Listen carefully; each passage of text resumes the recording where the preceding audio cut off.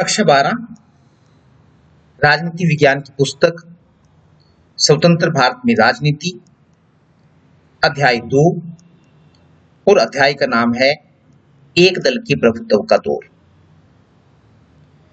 इस अध्याय में आज हम भाग 2 करेंगे।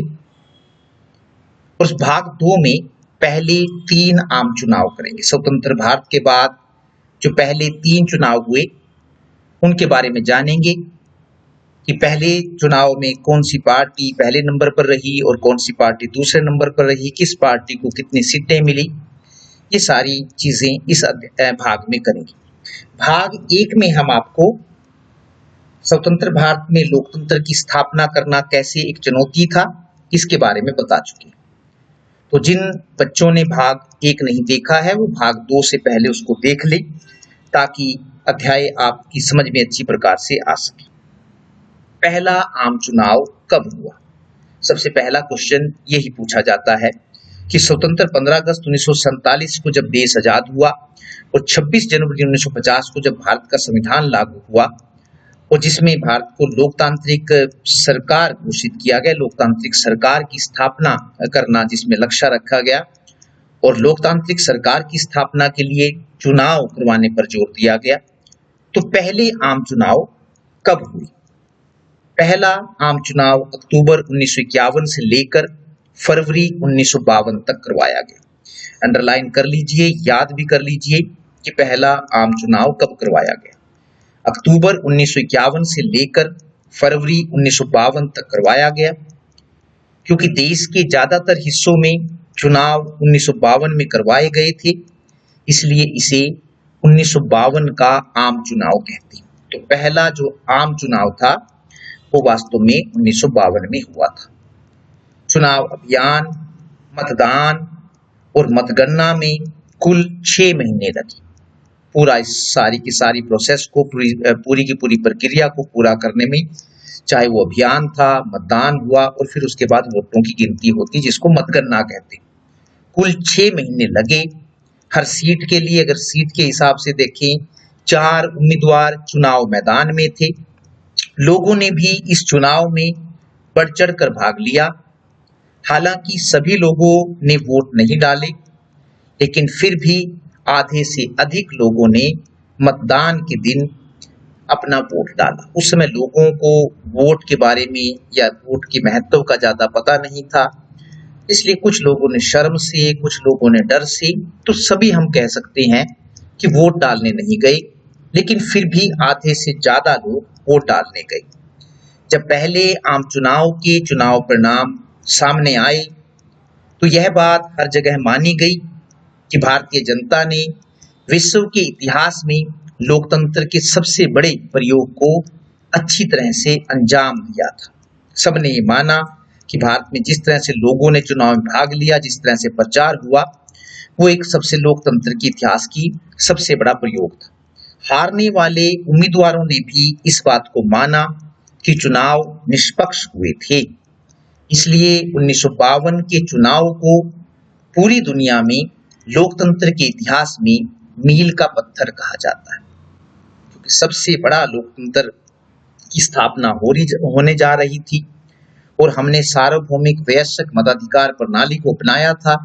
स्त्रियों को भी वोट देने का अधिकार दिया था, जबकि यूरोप के बहुत से देशों में महिलाओं को वोट देने का अधिकार नहीं दिया गया था। कुछ लोगों ने कहा था कि वो इतिहास का जुआ है, लेकिन फिर भी जिस तरह से लोगों ने चुनाव में बढ़ चढ़कर भाग लिया तो उसे मील का पत्थर कहा जाता है। तो यहाँ से फिर आपके पास क्वेश्चन आएगा, अंडरलाइन कर लीजिए, कौन से आम चुनाव को लोकतंत्र या लोकतंत्र के इतिहास में मील का पत्थर कहा जाता है? तो 1952 का पहला आम चुनाव था, क्योंकि इसने यह सिद्ध कर दिया था कि चुनाव गरीबी और अनपढ़ता के माहौल में भी करवाए जा सकते हैं। चुनाव परिणाम देख लेते हैं, किस दल को कितनी सीटें मिली। 1952 के पहले आम चुनाव में कांग्रेस पार्टी को भारी सफलता मिली। उसे लोकसभा की, उस समय लोकसभा की 489 सीटें होती थी, तो कांग्रेस को लोकसभा की 489 सीटों में से 364 सीटें मिली। दोबारा फिर अंडरलाइन कर लीजिए कि कितनी सीटें मिली कांग्रेस को, 364 सीटें मिली। भारतीय कम्युनिस्ट पार्टी, जिसको हम सीपीआई कहते हैं, भारतीय कम्युनिस्ट पार्टी दूसरे नंबर पर रही और उसे सिर्फ 16 सीटें मिली। तो आप देख सकते हैं कि दूसरे नंबर पर जो पार्टी आई थी उसपे उसकी सीटों में और पहले नंबर पर जो कांग्रेस आई थी उसकी सीटों में जमीन आसमान का अंतर था। कहाँ 364 सीटें और कहाँ दूसरे नंबर पर आने वाली पार्टी भारतीय कम्युनिस्ट पार्टी की सिर्फ मात्र 16 सीटें। लोकसभा के चुनाव के साथ राज्य विधानसभाओं के चुनाव भी करवाए गए थे, एमएलए के चुनाव भी करवाए गए थे। राज्य विधानसभाओं के चुनाव में भी कांग्रेस पार्टी को भारी सफलता मिली। अतः यह कहा जा सकता है कि पहले आम चुनाव के बाद पूरे देश में कांग्रेस का शासन स्थापित हुआ। चाहे वो केंद्र स्तर पर था वहां भी कांग्रेस पार्टी की सरकार बनी और चाहे वो राज्य थे वहां पर भी कांग्रेस की सरकार बनी। उसके बाद है दूसरा आम चुनाव, और दूसरा आम चुनाव जो था वो 1957 में हुआ था। 5 साल के बाद भारत में चुनाव होते हैं, तो बिल्कुल स्पष्ट बात है कि जब पहला आम चुनाव 1952 में हुआ था तो 5 साल के बाद दूसरा आम चुनाव 1957 में ही होगा। दूसरा आम चुनाव 1957 में हुआ। इस चुनाव में भी कांग्रेस पार्टी को भारी सफलता मिली। उसे लोकसभा की 494 सीटें बढ़ गई थी थोड़ी सी। उसे लोकसभा की 494 सीटों में से 371 सीटें मिली, यानी कि सीटें बढ़ी थी। तो कांग्रेस की सीटें पहले आम चुनाव में 364 सीटें मिली थी और अब दोबारा सीटें जब बढ़ी हैं, अब बढ़कर कांग्रेस पार्टी की जो सीटें थी वो 371 हो गई थी। अब की बार भी भारतीय कम्युनिस्ट पार्टी दूसरे नंबर पर रही और उसे 27 सीटें मिली, जबकि पहले आम चुनाव में उसे मात्र 16 सीटें मिली थी। तो अभी भी जो सीटों का जो अंतर था, नंबर था, वो काफी बहुत ज्यादा था, फिर भी वो दूसरे पर नंबर पर रही थी। तो आमतौर पर ये प्रश्न आता है कि पहले आम चुनाव में कौन सी पार्टी दूसरे स्थान पर रही या दूसरे आम चुनाव में कौन सी पार्टी दूसरे स्थान पर रही। तो आप इन चीजों को अच्छी प्रकार से याद कर लें, देख लें, सुन लें, ताकि बाद में एग्जाम के टाइम इन चीजों के बारे में आपके दिमाग में किसी प्रकार की असमंजस की स्थिति पैदा ना हो। केरल में कम्युनिस्ट पार्टी की जीत। दूसरे आम चुनाव में एक अलग प्रकार का उदाहरण भी देखने को मिला। जब राज्यों के चुनाव करवाए गए तो केरल में कम्युनिस्ट पार्टी की जीत हुई, कांग्रेस पार्टी वहां नहीं बनी। अब जरा सुनिए इसका क्या हुआ। ये भारतीय कम्युनिस्ट पार्टी सीपीआई जिसको हम कहते हैं, उसका चुनाव चिन्ह है दांती है और गेहूं की बालियां हैं। 1957 के दूसरे आम चुनाव में केरल में कांग्रेस को हार का मुंह देखना पड़ा। बड़ी अजीब बात हुई उस टाइम। वहां विधानसभा के चुनाव में भारतीय कम्युनिस्ट पार्टी को 126 विधानसभा की जो सीटें थी वो 126 थी। तो वहां विधानसभा के चुनाव में भारतीय कम्युनिस्ट पार्टी को 126 सीटों में से 60 सीटें मिली, जबकि बहुमत प्राप्त करने के लिए 64 सीटों की जरूरत थी। तो उसे 126 सीटों में से 63 सीटें मिली। इस पार्टी ने 5 आजाद उम्मीदवारों की सहायता से केरल में पहली गैर कांग्रेसी सरकार बनाई। दोबारा फिर अंडरलाइन कीजिए कि भारत में किस राज्य में पहली बार गैर कांग्रेसी सरकार बनी थी, तो वो 1957 में केरल में बनी थी। भारतीय कम्युनिस्ट पार्टी की सरकार बनी थी, तो पहली गैर कांग्रेसी सरकार बनाई। ईएमएस नमूद्रीपाद, पूरा जो नाम है इलमकुलम मनक्कल शंकरन नमूद्रीपाद, केरल के पहले कम्युनिस्ट मुख्यमंत्री बने। अब हम कह सकते हैं गैर कांग्रेसी मुख्यमंत्री थे ये, कि वहां पर कांग्रेस को सफलता नहीं मिली, कांग्रेस को हार का मुंह देखना पड़ा। तो ईएमएस नमूद्रीपाद, ये नाम याद रखना है क्योंकि काफी इंपॉर्टेंट है, क्योंकि पहले गैर कांग्रेसी मुख्यमंत्री थे, केरल के पहले कम्युनिस्ट मुख्यमंत्री बने। चित्र आप अपनी स्क्रीन पर देख रहे हैं, ये उनका चित्र है जो पहली गैर कांग्रेसी सरकार जो बनी थी केरल में, उसके ईएमएस नमूद्रीपाद इनका नाम था, मुख्यमंत्री बने थे। ईएमएस नमूद्रीपाद हकला कर बोलते थे, उनकी एक विशेषता बताई हुई है। जब कोई उनसे पूछता था कि क्या आप हमेशा ही हकलाते हैं, तो उनका जवाब होता था नहीं, केवल तभी जब मैं बोलता हूं। ईएमएस नमूद्रीपाद 2 बार केरल के मुख्यमंत्री रहे। पहली बार 5 अप्रैल 1957 से लेकर 31 जुलाई 1959 तक, लगभग 2 साल से ज्यादा समय तक, और दूसरी बार 6 मार्च 1967 से लेकर 1 नवंबर 1969 तक। इस प्रकार 2 बार केरल के मुख्यमंत्री बने। दुनिया में यह पहला अवसर था जब एक कम्युनिस्ट पार्टी की सरकार लोकतांत्रिक तरीके से बनी थी। ये भी एक इम्पोर्टेंट बात है कि पूरी दुनिया में जो कम्युनिस्ट वाले लोग हैं वो क्रांति में विश्वास रखते हैं। उनका यही मानना है कि वो मजदूरों को हो चाहे किसी को भी हो क्रांति करने के लिए कहते हैं, क्योंकि वो सरकार को शोषणकारी मानते हैं। लेकिन भारत में यह पहला अवसर था जब एक कम्युनिस्ट पार्टी की सरकार चुनाव वाले, जो लोकतांत्रिक तरीके का मतलब है कि चुनाव के माध्यम से बनी थी। तो ये भी आपने याद रखना है। सत्ता में आने के बाद इस सरकार ने राज्य में कई कल्याणकारी नीतियां लागू की, लेकिन राज्य में कानून और व्यवस्था की स्थिति ठीक नहीं थी। इसलिए कांग्रेस ने राज्य सरकार के खिलाफ संघर्ष छेड़ दिया।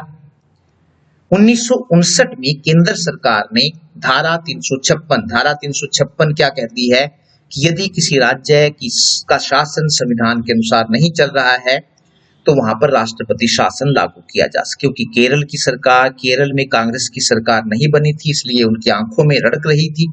तो 1959 में केंद्र सरकार ने धारा 356 के तहत केरल की कम्युनिस्ट सरकार को बर्खास्त कर दिया और राज्य में राष्ट्रपति शासन लागू कर दिया।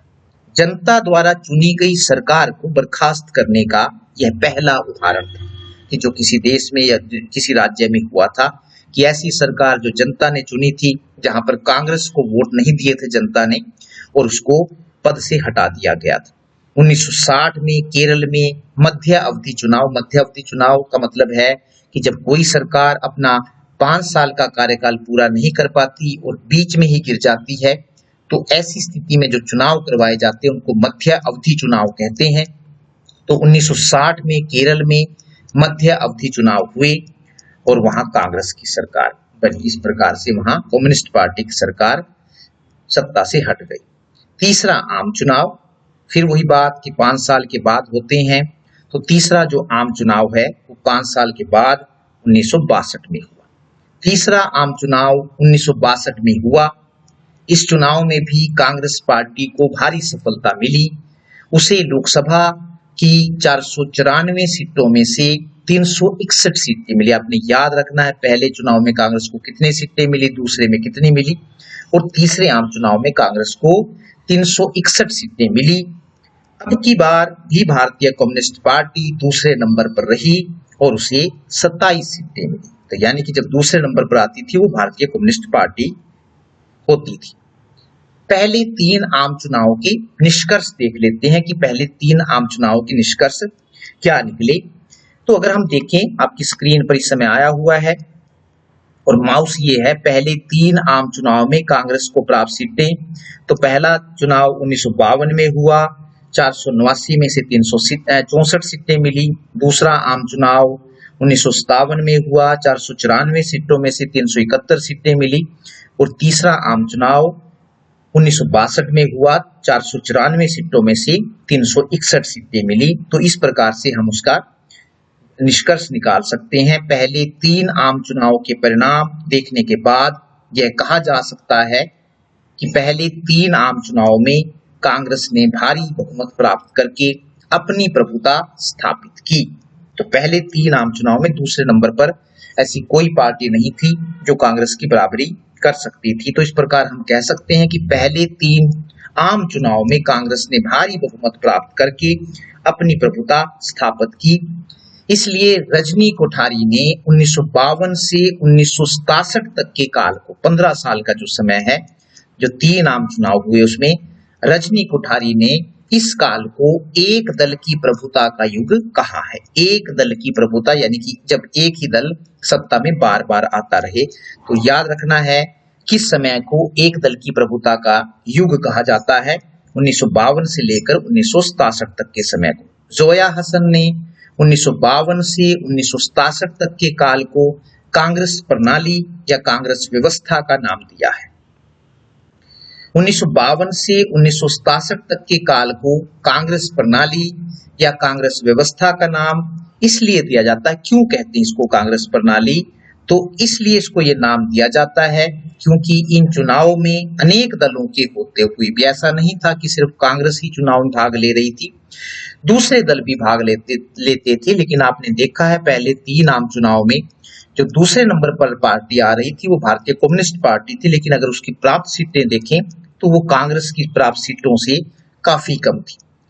तो इसलिए इसको कांग्रेस प्रणाली कहते हैं। पूरी तरह से कांग्रेस हावी थी क्योंकि इन चुनावों में अनेक दलों के होते हुए भी कांग्रेस ने अपनी प्रभुता स्थापित की। इसलिए इस काल को हम 1952 से लेकर 1967 तक के काल को कांग्रेस प्रणाली या फिर कांग्रेस व्यवस्था कहते हैं। नमस्कार।